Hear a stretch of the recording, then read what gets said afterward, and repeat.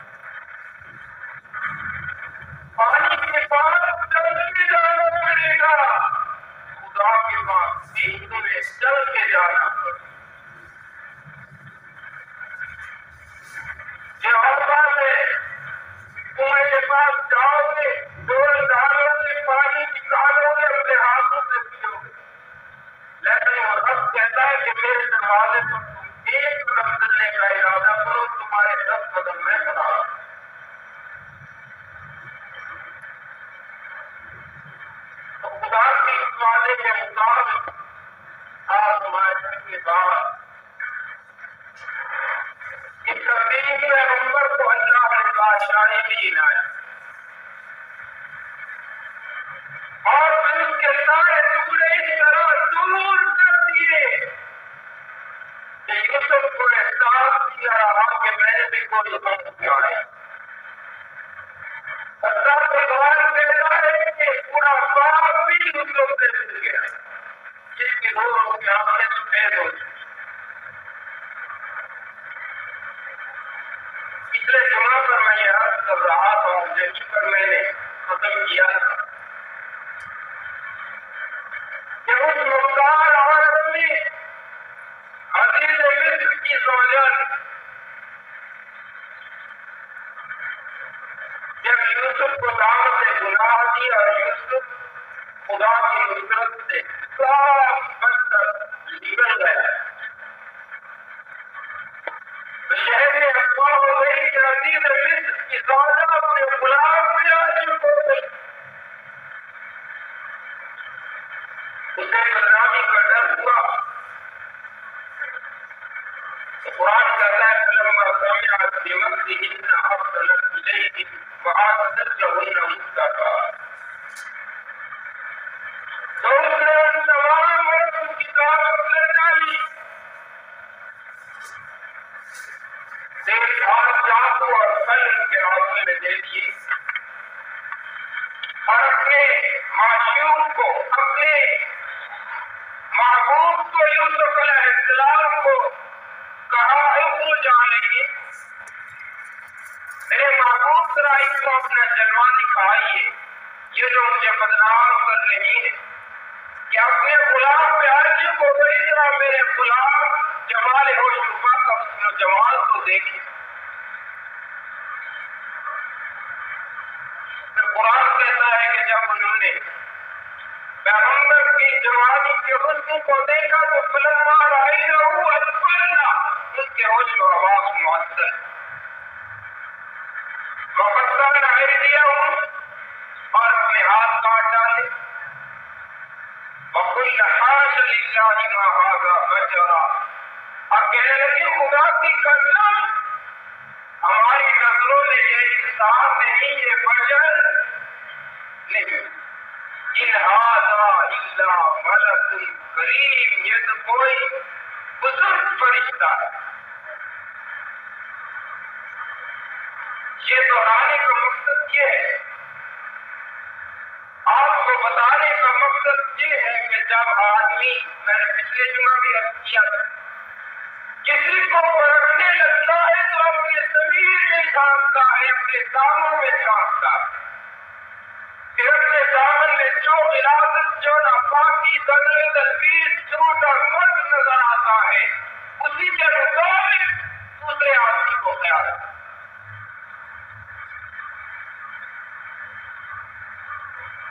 یہودیوں کو اپنا وقت نظر آیا خدا سے حرام خوری نظر آئی تو یہودیوں نے کہا وقالت الیہود عزیر ابن اللہ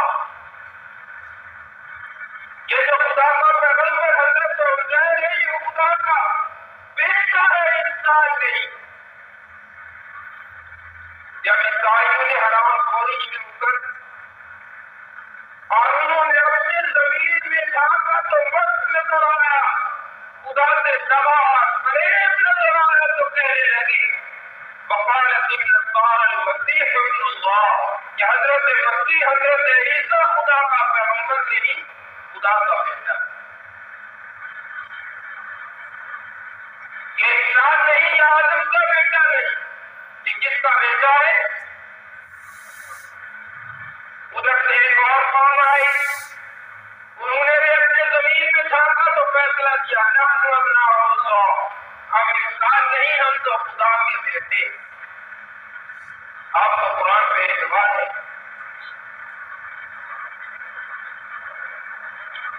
تو اسی طرح مصر کی گمراہ اسماعیلیت نے بھی جب اپنے زمین میں جھانکا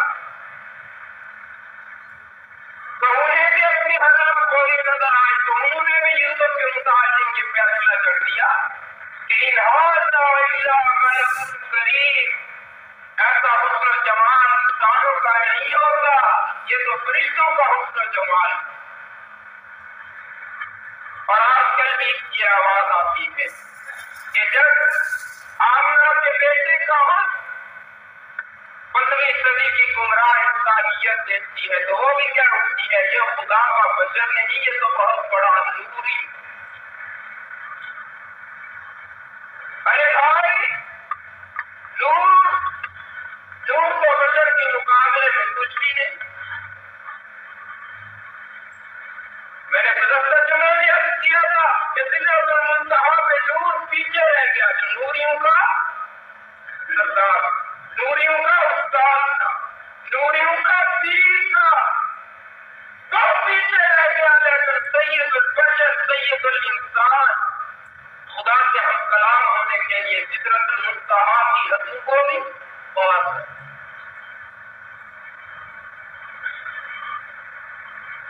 اللہ سے دعا کیجیے اللہ تعالی ہمیں انسان اور بشر کا مقام سمجھنے کی توفیق عطا کرے۔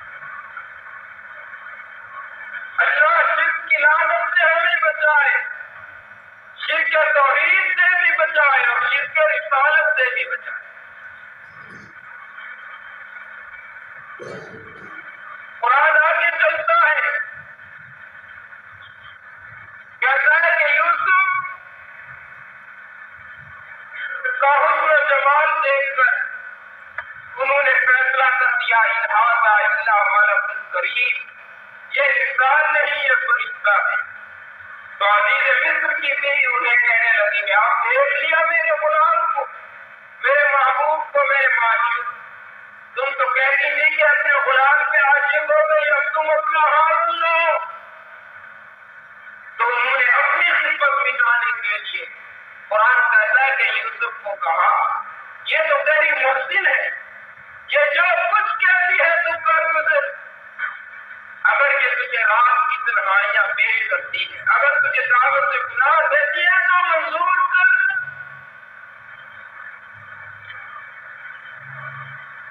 اس کی ترجمانی خدا کی کتاب کرتی ہے۔ لَتَقَالَتْ فَذَلِكُمُ الَّذِي لُمْتُنَّنِي فِيهِ، اے میری سہیلیوں، مجھے تم نے بدنام کرنے میں کوئی طریقہ بروگزار نہیں کیا، اب دیکھو نا میرے بابو کو،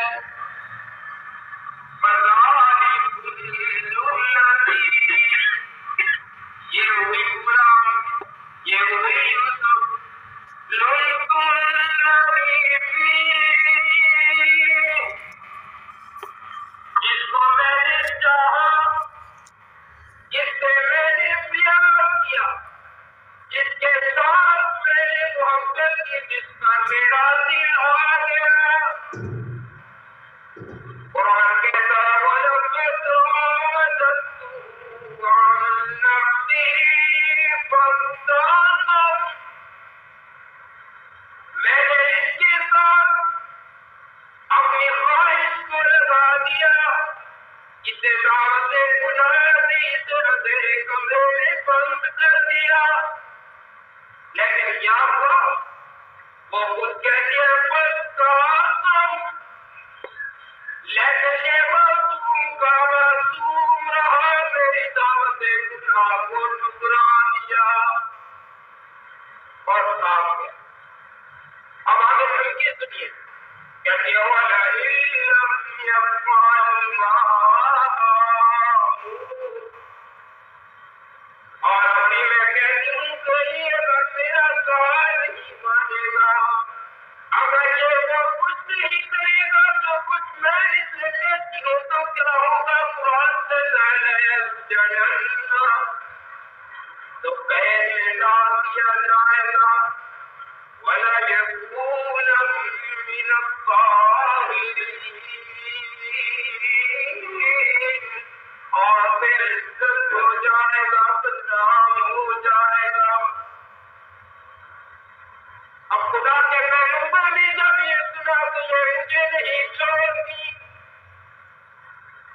یہ مجھے نہیں چھوڑتی۔ اب قرآن ان عورتوں کا بھی ذکر کرتا ہے جنہوں نے اپنے حال کاٹے تھے، اب ان کا مشورہ بھی سنیے۔ وَلَئِن لَّمْ يَفْعَلْ مَا آمُرُ یہ تو تیری کوشش جس نے تجھے پالا پوسا ہے، تیری پرورش کی تجھے ٹھکانا عطا کیا. ہمارا بھی یہی گزارش ہے، ہمارا بھی یہی اصطلاح ہے، یا جسے مصر کی بیوی کی دعوت کو تم قبول کر لو، تم بھی جوان یہ بھی جوان، جوانی کے مزے لوٹو. لیکن پیغمبر سے کیسے یہ برداشت ہونے پائے؟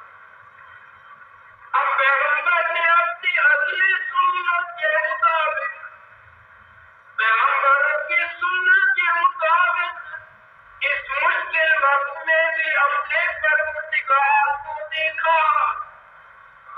عزیز مصر کو نہیں بتایا، کسی اور کو مدد کے لیے نہیں بلایا. اب کس کو کہہ رہا ہے؟ میری بات نہ مانے. قرآن کہتا ہے قال یوسف نے کہا ہے میرے پروردگار ہے، میرے داتا ہے، میرے مالک، السجن احب الی مما یدعوننی الیہ. اے میرے داتا، میں تیرے دروازے پہ استدعا کرتا ہوں کہ جس دعوت سے گناہ کی طرف یہ مجھے بلا رہی ہے، اس دعوت سے تو اچھا ہے کہ تو مجھے قید میں ڈال دے. یوسف نے خدا سے کیا مانگی؟ قید مانگی یا اپنی حوث مانگی؟ قال رب السجن احق، کہا میں اس قید کو احق زیادہ پسند کرتا ہوں. کس چیز سے؟ مما یدعوننی الیہ، اس کام کی طرف یہ مجھے ساری بلا رہی. یہ بھی مسئلہ میرے سے کہ یوسف عزیز مصر کا کہنا مان جا، اس کی بیوی کی دعوت گناہ کو قبول کر. اے میرے دادا، میں تجھ سے گناہ چاہتا ہوں، ان کے مقصد سے مجھے قید دے دے، لیکن مجھے یہ کام منظور نہیں. اب ایک اور مسئلہ بھی یہاں پہ سنتے جائیں. پیغمبر کو اپنی ذات پہ اختیار نہیں ہوتا. پیغمبر اپنی مرضی سے بولتا نہیں، اٹھتا نہیں، کھاتا نہیں، پیتا نہیں، چلتا نہیں، سوتا نہیں، بیٹھتا نہیں. قرآن سے ثابت کرو. اب یوسف آگے کہہ رہا ہے فاستجاب له. یوسف کیا کہہ رہا ہے؟ قال رب السجن احق، مجھے قید زیادہ پسند ہے اس کام سے جس کام کی طرف یہ مجھے بلا رہی ہے. اور آگے کہہ رہا ہے وَإِلَّا تَصْرِفْ عَنِّي كَيْدَهُنَّ، اور اے میرے دادا یاد رکھ، اگر تو نے ان کا فریب مجھ سے نہ دور کیا، ان کے کتنے چپڑے باتیں اگر تم نے مجھ سے دور نہ کی تو کیا ہوگا؟ اذکر الیہم، تو میں ان کی طرف مائل ہو جاؤں گا، ان کی دعوت کو قبول کر لوں گا. بتاؤ نا مسلمانوں، یوسف مشکل وقت میں اپنے اوپر اعتماد کر رہا ہے یا اپنے رب سے اعتماد کر رہا ہے؟ بتاؤ نا، بولتے کیوں نہیں؟ اپنی ذات سے کوئی اعتماد نہیں کرتا. وَإِلَّا تَصْرِفْ، اے میرے دادا اگر تو نے ان کا مکر دور نہ کیا تو کیا ہوگا؟ اَنْتُمْ إِلَيْهِمْ، ہو سکتا ہے میں انسانی فطرت کے مطابق، انسانی جبلت کے مطابق ان کی طرف مائل ہو جاؤں.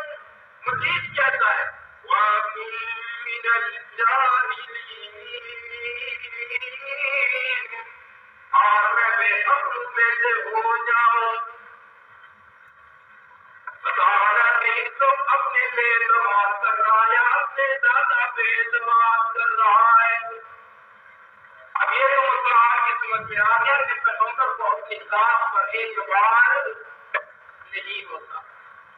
اگر پیغمبر عالم الغیب ہوتا تو اسے پتا ہوتا کہ میں یہ گناہ کبھی نہیں کر سکتا اور گناہ میرے قریب نہیں آ سکتا.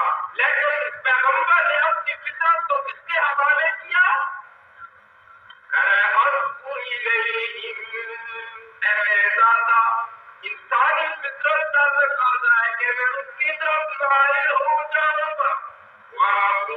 من الجاهلين آپ عقل میں سے ہو جاؤں گا.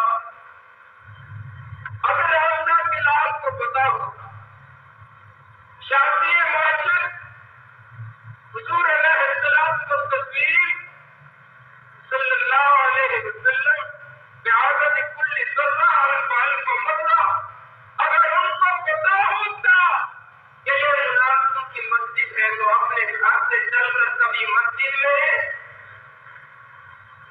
انہیں پتا تھا. اور پھر راستے میں کس نے روکا؟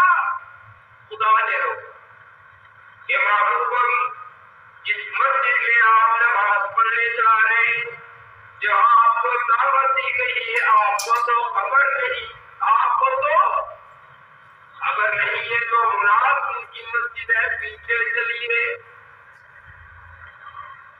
اور پھر قرآن خود پیغمبر کی زبانی کہتا ہے انما العلم عند اللہ، کہ تمام خبریں چھپے علم غیب کی باتیں اللہ کے پاس. وَإِنَّمَا أَنَا نَذِيرٌ مُبِينٌ، اور میں تمہیں صرف ڈرانے آیا ہوں اور کچھ نہیں کرنے کے لیے آیا. کتابیں لکھنے کے لیے نہیں آیا، کتابیں لکھنے کے لیے نہیں آیا.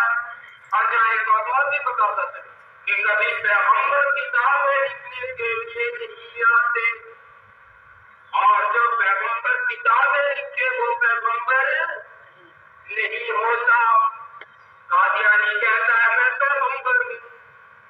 اے لائن تجھے کیسے پیغمبر مانتا ہے کہ تو نے تو کتابوں کا قلمدہ لکھ دیا اور کتابوں میں لکھ دیا کہ میں خود سے خود پیدا ہوا ہوں، میرا کوئی باپ نہیں. اور کہتا ہے کہ میرا باپ خدا سے منہ کو کھلا. قادیانی اپنی کتابوں میں لکھتا ہے کہ میرا باپ خدا ہے اور میں خود سے خود پیدا ہوا ہوں.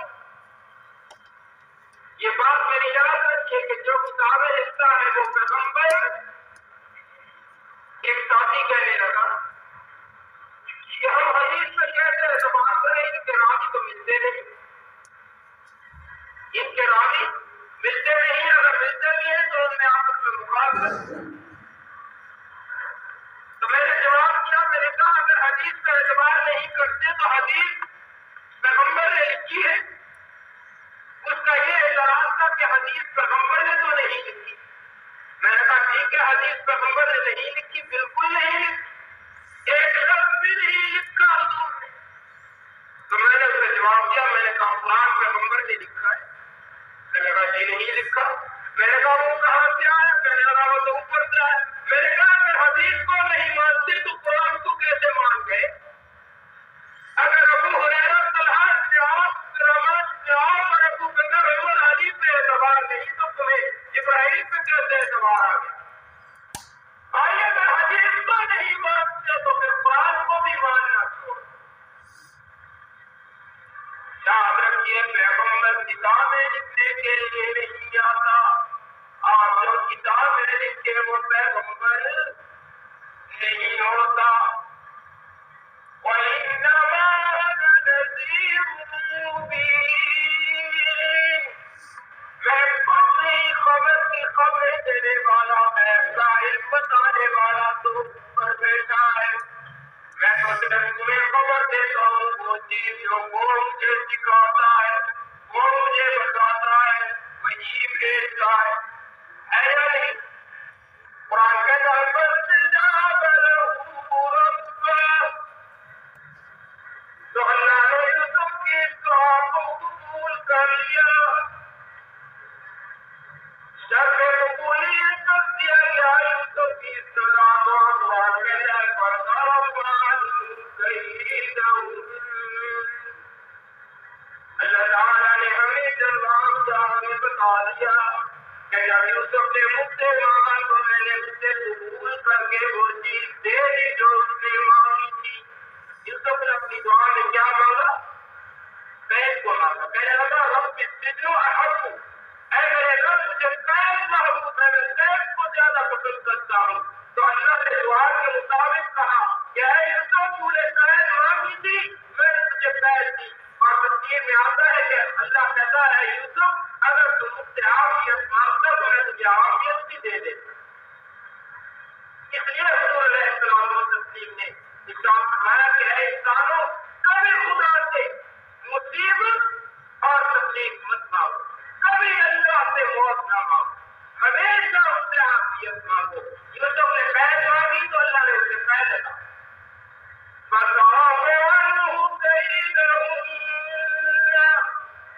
قرآن کہتا ہے کہ اللہ تعالیٰ نے اس کے مکر سے یوسف کو دور کر دیا. إِنَّهُ هُوَ السَّمِيعُ الْعَلِيمُ. اور ہمیں بتا دیا کہ یوسف کی دعائیں سننے والا کون، یوسف کو ان کے مکر سے بچانے والا کون، یوسف کی کمرے میں بند کمرے میں استدا سننے والا کون، اندھیرے کنویں میں بچانے والا کون، عزیز مصر کی بیوی کی داغوں میں خدا سے بچانے والا کون، قید دینے والا کون، ساتھ پر جیل میں رکھنے والا کون. بتاؤ کسی کی ضرورت نہیں یوسف کو قید میں ڈال. یوسف تو خود دعا کر رہا ہے کہ اللہ مجھے قید دے دے، میں ان کے مکر سے بچ جاؤں. إِنَّهُ هُوَ السَّمِيعُ الْعَلِيمُ. اے بندو جان لو یہ ہے جو سنتا ہے اور جانتا ہے، اس کے بغیر کوئی نہیں سن سکتا. ثُمَّ بَدَا لَهُم مِّن بَعْدِ مَا رَأَوُا الْآيَاتِ.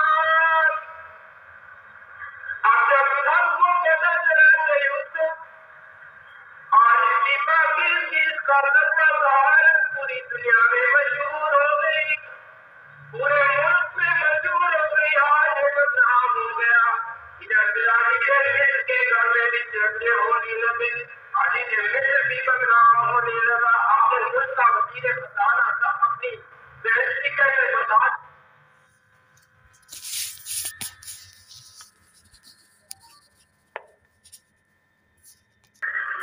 تو اللہ نے یوسف کی دعا کو قبول کر لیا، شرط قبولیت کر دیا گیا یوسف کی اصطلاح کو. قرآن کہتا ہے فَصَرَفَ عَنْهُ كَيْدَهُنَّ. اللہ تعالیٰ نے ہمیں جلوا دیا، ہمیں بتا دیا کہ جب یوسف نے مجھ سے مانگا تو میں نے اس سے قبول کر کے وہ چیز دے دی جو اس نے مانگی تھی. یوسف نے اپنی دعا میں کیا مانگا؟ قید کو مانگا. کہنے لگا رب السجن احب، اے میرے رب مجھے قید محبوب ہے، میں قید کو زیادہ پسند کرتا ہوں. تو اللہ نے دعا کے مطابق کہا کہ اے یوسف تو نے قید مانگی تھی، میں نے تجھے قید دی. اور تفسیر میں آتا ہے کہ اللہ کہتا ہے یوسف اگر تم مجھ سے عافیت مانگتا تو میں تجھے عافیت بھی دے دیتا. اس لیے حضور علیہ السلام و تسلیم نے ارشاد فرمایا کہ اے انسانوں کبھی خدا سے مصیبت اور تکلیف مت مانگو، کبھی اللہ سے موت نہ مانگو، ہمیشہ اس سے عافیت مانگو. یوسف نے قید مانگی تو اللہ نے اسے قید عطا. فَصَرَفَ عَنْهُ كَيْدَهُنَّ. قرآن کہتا ہے کہ اللہ تعالیٰ نے اس کے مکر سے یوسف کو دور کر دیا. إِنَّهُ هُوَ السَّمِيعُ الْعَلِيمُ. اور ہمیں بتا دیا کہ یوسف کی دعائیں سننے والا کون، یوسف کو ان کے مکر سے بچانے والا کون، یوسف کی کمرے میں بند کمرے میں استدا سننے والا کون، اندھیرے کنویں میں بچانے والا کون، عزیز مصر کی بیوی کی دعوت سے خدا سے بچانے والا کون، قید دینے والا کون، ساتھ پر جیل میں رکھنے والا کون. بتاؤ کسی کی ضرورت نہیں یوسف کو قید میں ڈال. یوسف تو خود دعا کر رہا ہے کہ اللہ مجھے قید دے دے، میں ان کے مکر سے بچ جاؤں. إِنَّهُ هُوَ السَّمِيعُ الْعَلِيمُ. اے بندو جان لو وہی ایک ہے جو سنتا ہے اور جانتا ہے، اس کے بغیر کوئی نہیں سن سکتا۔ ثم بدا لهم من بعد ما رأوا الآيات، اب جب سب کو پتہ چلا کہ یوسف اور اس کی باقی اس کا تقویٰ طہارت پوری دنیا میں مشہور ہو گئی، پورے ملک میں مشہور ہو گئی اور یہ بدنام ہو گیا، ادھر سے آگے مصر کے گھر میں بھی چرچے ہونے لگے، عزیز مصر بھی بدنام ہونے لگا۔ آخر ملک کا وزیر بتانا تھا، اپنی بےعزتی کیسے برداشت کرتا؟ تو پھر کیا ہوا؟ فیصلہ ہوا کہ کہ اس بدنامی کے ڈر، اس بدنامی کو دبانے کے لیے، اس قصہ کو دبانے کے لیے، اس واقعہ کو دبانے کے لیے یوسف کو قید کر دیا جائے، ایک مدت تک اسے قید کر دیا جائے، اس وقت تک جب تک یہ واقعہ تب نہیں ہوا۔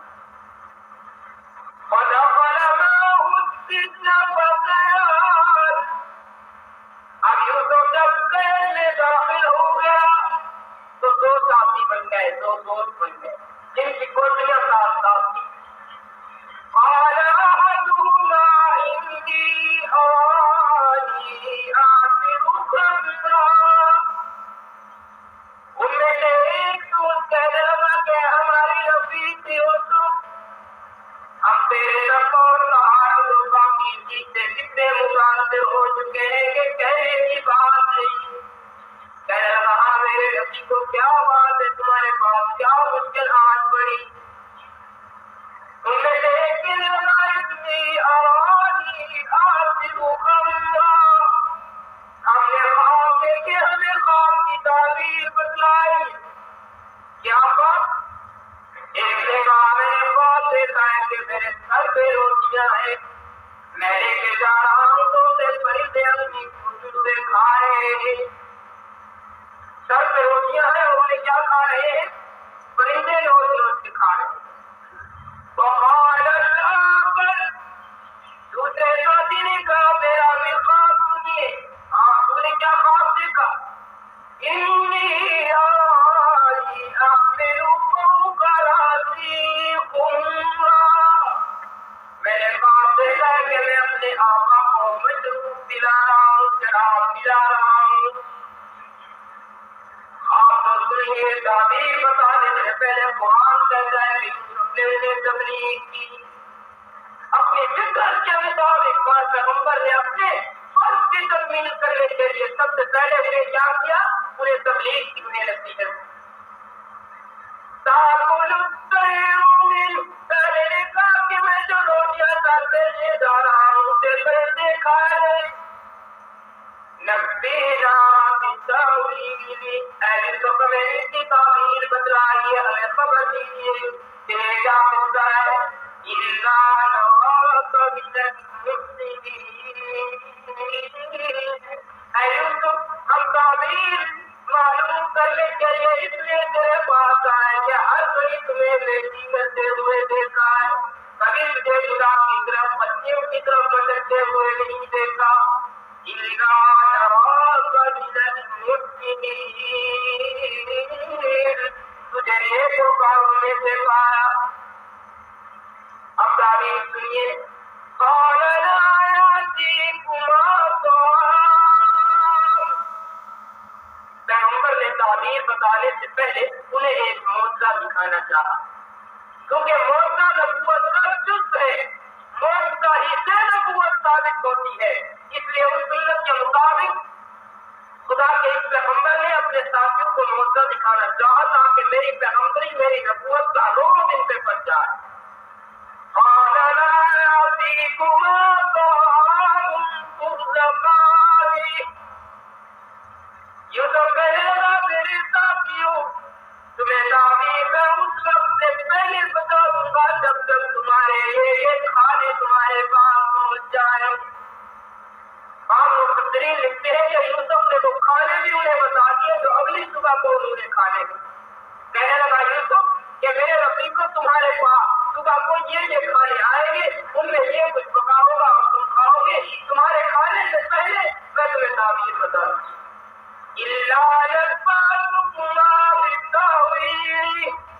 تمہارے کھانے سے پہلے میں تمہیں تعبیر بتا دوں گا، اس سے پہلے کہ تم کھانا کھاؤ گے میں تمہیں تعبیر بتا دوں گا۔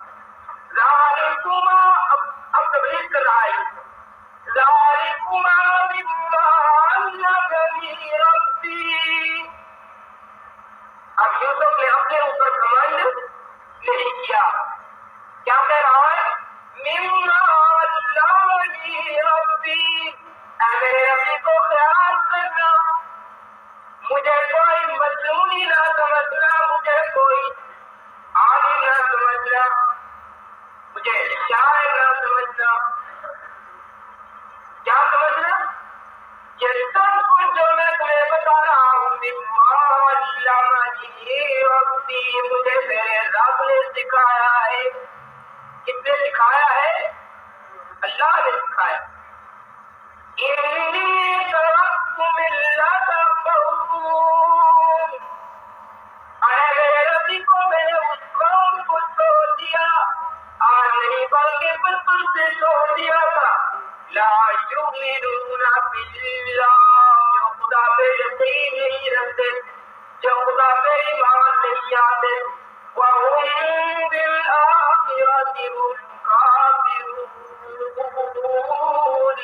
جو آخرت پہ یقین نہیں رکھتے، آج جو خدا کے حکم سے انکار کرتے، میں نے اس قوم کو چھوڑ دیا۔ اب آگے کہہ رہا ہوں میں نے پیروی کی اس قوم کی، ملت ابراہیم، اپنے دادا ابراہیم کی قوم کی پیروی کی، ان کے نقش قدم پہ چلا، واسحاق ویعقوب، میں نے اپنے دادا پیغمبروں اسحاق اور یعقوب علیہ السلام کی پیروی کی۔ ما کان لنا، یہ ہمارا کام نہیں، یہ پیغمبروں کا کام نہیں، یہ مومن کا کام نہیں۔ ما کان لنا، اے میرے ربی کو یہ مومن کا کام نہیں، کون سا کام؟ اللہ نشرک باللہ، کہ مومن اپنے خدا کے ساتھ کسی کو شریک بنائے، خدا کے سوا کسی سے بیٹا مانگے، خدا کو چھوڑ کے کسی سے مدد مانگے، خدا کو چھوڑ کے کسی سے اور چیز مانگے، خدا کو چھوڑ کے کسی سے بیماری کی شفا مانگے، یہ ہمارا کام نہیں، یہ پیغمبروں کا کام نہیں، یہ کسی مومن کا کام نہیں۔ اللہ یشرک باللہ، یہ کہ اپنے اللہ کے ساتھ کسی کو شریک کرے، میری شرین اس کا مطلب ہے کہ ذرا بھی اگر تم شرک کرتے ہو تو مسلمان نہیں، میری شرین رائے کے دانے کے برابر کے شرک برداشت نہیں ہوگا۔ عربی میں دو لفظ آتے ہیں، شاید آپ نے بھی پڑھے، ایک اب اور ایک رب، دونوں کے الفاظ ایک جیسے ہیں، آواز بھی ایک جیسی ہے، ایک کون سا؟ اب، اور دوسرا رب۔ یہ عربی کے دو الفاظ ہیں اور ان دونوں میں شراکت برداشت ہے، ان دونوں میں کوئی تاجر نہیں بن سکتا، نہ اب میں شرکت برداشت ہو سکتی ہے نہ رب میں شرکت برداشت ہو سکتی ہے۔ اب آپ کسی سے پوچھئے کہ آپ کے بھائی کتنے ہیں تو بڑی خندہ جوانی اور ملاحت سے جواب دے گا کہ 2 ہیں، 4 ہیں، 6 ہیں، 12 ہیں، جتنے بھی ہوں گے بڑے پیار سے بتائے گا۔ کسی سے پوچھئے آپ کی بہنیں کتنی ہیں تو وہ بڑے پیار سے بتلائے گا کہ اتنی ہیں۔ کسی سے پوچھئے آپ کی خالہ کتنی ہے بتائے گا، مائیں بھی بتائیں گے، 2 بھی ہو سکتی ہیں، ایک رقیبہ اور دوسری ویسے۔ آپ کسی اور پوچھیں آپ کے چچا کتنے ہیں تو وہ بتلائے گا۔ اور اگر آپ کسی سے یہ پوچھیں کہ بھائی تمہارے باپ کتنے، تو آپ نتیجہ کی ذمہ داری آپ پہ ہوگی کہ جوتے کھائیں یا پھر وہ آپ کو پکڑ کے سیدھا جا کے دریا میں ڈال دیں کہ دلیل انسان نہیں تو میرے باپ پوچھتا ہے۔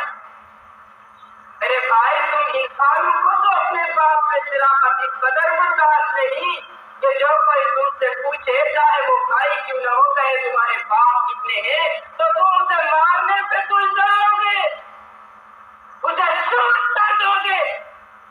لیکن وہ خدا اپنی شرافت کس طرح برداشت کرتا ہے جو کہتا ہے کہ پوری کائنات میں میرا کوئی شریک نہیں. تم کو اس کائناتی انسان ہو, تم تو مٹی سے پیدا شدہ آدم کے بیٹے اپنے حق میں شرافت برداشت نہیں کر سکتے. ارے بھائی وہ جب اپنی توحید کی الوہیت کی چادر میں شرافت کس طرح برداشت کر سکتا ہے. تمہاری غیرت زیادہ ہے یا خدا کی غیرت زیادہ؟ تو پھر تم اپنی غیرت سے تو مر مٹتے ہو, خدا کی غیرت کو کیوں نہیں دیکھتے؟ خدا سے خوف کیوں نہیں کھاتے؟ کیا اس کا شریک بناتے ہو جس نے تمہارے باپ کو بھی پیدا کیا, جس نے تمہارے بھائی کو بھی پیدا کیا, جس نے تمہاری ماں کو بھی پیدا کیا؟ وہ خود کہتا ہے والذی یصورکم فی الارحام کیف یشاء. اے انسان تو سوچتا نہیں کہ وہ ہے کون جو تجھے ماؤں کے پیٹوں میں تیری خوبصورت سی شکلیں بناتا ہے. یہ حسین چہرے یہ کون بناتا ہے؟ یصورکم فی الارحام, وہ کہتا ہے میں تمہیں ماؤں کے پیٹوں میں شکلیں عنایت کرتا ہوں. تمہاری خوبصورت اور بدصورت شکلیں تمہاری ماؤں کے پیٹوں میں بناتا ہوں. تمہاری سائنس بتا سکتی ہے, یہ تو بتا سکتی ہے جتنی بھی ترقی کر جائے کہ ایکس رے سے پتا چل سکتا ہے ماں کے پیٹ میں بچہ ہے یا نہیں, یہ تو پتا چل سکتا ہے. لیکن لائیے اپنی سائنس ایکس رے اور جتنی بھی ریٹ ہے لائیے ان کو تو یہ بتا سکتا ہے کہ اس پیٹ میں پلنے والا بیٹا ہے یا بیٹی ہے. بتائیے کوئی ہے مائی کلاس میں یہ ثابت کر دکھائے. تو پھر جب تم ہر طرف سے چکر لگا کر کسی قواعد پر کسی نقطے پر اس خدا سے ناکام ہو جاتے ہو, تمہیں اس کی مدد کی ضرورت ہے تو پھر اس کے حق میں تم شرافت کیوں کرتے؟ تو پیغمبر کہنے لگا ہے پیغمبروں کا کام نہیں کون سا کام؟ اللہ نشرک باللہ, یہ کہ اللہ کے ساتھ کسی کو شریک بنائے. یہ پیغمبروں کا کام نہیں ہے, مومنوں کا کام نہیں ہے, مسلمانوں کا کام نہیں. ذالک من فضل اللہ علینا, کہنے لگا ہے میری نبی کو جو کچھ علم کا قطرہ بھی نہیں پاتا ہے وہ میرا کمال نہیں. من فضل اللہ, یہ کس کا فضل ہے, کس کی مہربانی ہے؟ بھائی دوست سے پوچھے اللہ کے نام سے وہ یوسف نے کہا مجھ پر کس کا فضل ہے؟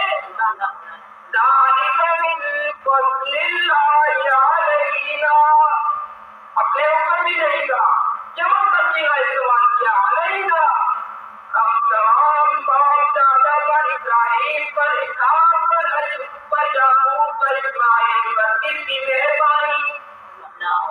من فضل اللہ علینا وعلی الناس. آپ کا یہ بھی کہہ دیا کہ لوگوں پر بھی اللہ کا فضل, اللہ کی مہربانی کس کی؟ ولكن أكثر الناس لا يعلمون. لیکن افسوس تو یہ ہے کہ اکثر لوگ یہ بات ایمان نہیں جانتے. اگر انہیں قرآن کہتا ہے مصیبت پہنچ جائے تو خدا کی طرف رجوع کرتے, اور اگر انہیں کوئی بھلائی پہنچ جائے کوئی خوشی پہنچ جائے تو رب سے درگزر کر جاتے, پیٹ موڑ جاتے ہیں اپنے خدا. حالانکہ خوشی میں بھی خدا سے ڈرنا چاہیے اور مصیبت میں بھی خدا سے ڈرنا چاہیے. یا صاحب السجن, اب یہاں پہ ایک لفظ آیا ہے, اس کے متعلق میں ضرور آپ کو بتاؤں گا کہ صاحب کا لفظ قرآن میں صرف 2 دفعہ ہے. یا صاحب السجن, صاحب کا لفظ قرآن میں کتنی مرتبہ آیا ہے؟ 2 دفعہ آیا ہے.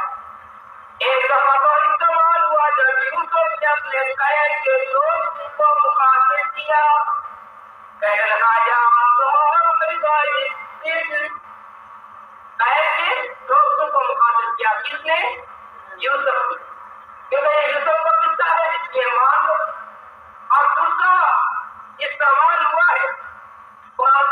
إذ يقول لصاحبه لا تحزن. یہ آپ کو پتا ہے کہ کس لیے استعمال ہوا؟ دوسرا لفظ اس خار کے رفیق کے لیے استعمال ہوا جس کا نام ابو بکر صدیق. آپ یہ آپ مانتے ہیں کہ قرآن تمام نبوتوں سے پہلے لکھا گیا؟ یہ قرآن خود کہتا ہے فی لوح محفوظ. مجھے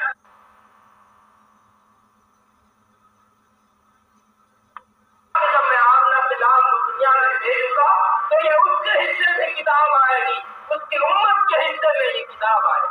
پھر آپ خوش قسمت ہوئے کہ نہیں کہ ایسی لاجواب کتاب جس کو سینکڑوں نہیں لاکھوں نہیں اللہ نے کروڑوں سال آپ کے لیے لوح محفوظ کی تختی پر محفوظ ہے. ہمارے خوش قسم کی ہے یا نہیں؟ تو یہ اس سے پہلے اللہ نے ابو بکر صدیق کی قسمت میں بھی اپنے پیغمبر آمنہ کے بیٹے کی نکاحت لکھ رکھی. تو یہ لفظ دو دفعہ استعمال ہوا ہے، ایک دفعہ ابو بکر صدیق کے لیے اور دوسری دفعہ یوسف کے پہلے ساتھیوں کے لیے. یوسف نے اپنے ساتھی پہلیوں سے کہا یا صاحبَیِ السجن، اے میرے قریب کے ساتھیوں سے باپ کی تعبیر بتانے لگا ہوں. اب تعبیر بتائیں أَرْبَابٌ مُتَفَرِّقُونَ. پہلے تو مجھے یہ بتاؤ، اپنے اللہ کی تبلیغ کر رہا ہے. پہلے تو مجھے یہ بتاؤ کہ أَرْبَابٌ مُتَفَرِّقُونَ، کیا تم بہت سی خداؤں کو پسند کرتے ہو جو جدا جدا ہو جائے؟ أَمِ اللَّهِ الْوَاحِدِ الْقَهَّارِ، کیا اس ایک قہار کو پسند کرتے ہو جس کا کوئی شریک نہیں، جس کا کوئی جس کا کوئی شریک نہیں، اور جو شریک بنائے تو اسلام سے خارج. أَرْبَابٌ مُتَفَرِّقُونَ، کیا تم جدا جدا بہت سارے خداؤں کو پسند کرتے ہو یا میرے ایک قہار کو پسند کرتے ہو جسے اپنے حق میں خلافت منظور نہیں، خلافت قبول نہیں؟ مَا تَعْبُدُونَ مِن دُونِهِ، اور کہتا ہے مَا تَعْبُدُونَ، کسی کی غلامی نہ کرو، کسی سے مدد نہ مانگو، مِن دُونِهِ، اس کے سوا کسی کے دروازے پہ نہ جاؤ. إِلَّا أَسْمَاءً سَمَّيْتُمُوهَا، جس کے بہت سارے بلند نام ہیں، نیک نام ہیں. أَنْتُمْ وَآبَاؤُكُمْ، اور وہ خدا جس کو تم اور تمہارے باپ دادا پوجتے ہو. مَا أَنزَلَ اللَّهُ بِهَا مِن سُلْطَانٍ، ان کے ساتھ تو اللہ نے کوئی دلیل بھی نہیں اتاری. اب پتھر کا بت آپ کو کھڑے میں دلیل دے سکتا ہے کہ میں خدا کا بھیجا ہوں؟ دے سکتا ہے؟ کوئی لکڑی کا بت آپ کے سامنے بول سکتا ہے کہ میں خدا کا بیٹا ہوں یا خدا کا بھیجا ہوں؟ دے سکتا ہے؟ اس لیے قرآن کہتا ہے کہ مَا أَنزَلَ اللَّهُ بِهَا مِن سُلْطَانٍ، ارے کوئی دوستو جن کو تم پوجتے ہو، جن چاندوں پہ تم جا کے سجدے کرتے ہو، کوئی عورتیں بھی خدا کا سجدہ کرتی ہیں. جن پتھروں کے بتوں کو تم پوجتے ہو وہ پتھر کے بت اور ان پتھروں کا ایک ایک ذرہ بھی اس خدا کی تصویر بیان کرتا ہے جس کے ساتھ تم انہیں شریک کرتے ہیں. وہ کرتے ہیں یا نہیں؟ خدا قرآن میں کہتا ہے، میں اپنی طرف سے کوئی بات نہیں کہتا، یہ صحیح کہہ رہا ہوں کہ پتھروں، لکڑیوں، اینٹوں اور مٹی کا ایک ایک ذرہ خدا کی تصویر بیان کرتا ہے. قرآن خود کہتا ہے يُسَبِّحُ لِلَّهِ مَا فِي السَّمَاوَاتِ وَالْأَرْضِ، کیا آسمان اور زمین میں اور ان کے درمیان جو بھی کائنات کی چیزیں ہیں خدا کی سب سے بیان کرتا ہے. لیکن ایک خاص ہم انسان نے کہ ہر چیز تصدیق کا ورد کر رہی ہے، خدا کی الوہیت کا اقرار کر رہی ہے، اور ہم بستر میں سوئے خدا کی آواز کو درگزر کرتے ہیں. ارے آج یہ قسم کی ہے کہ نہیں؟ ہمیں کبھی موت کا خیال آیا؟ تو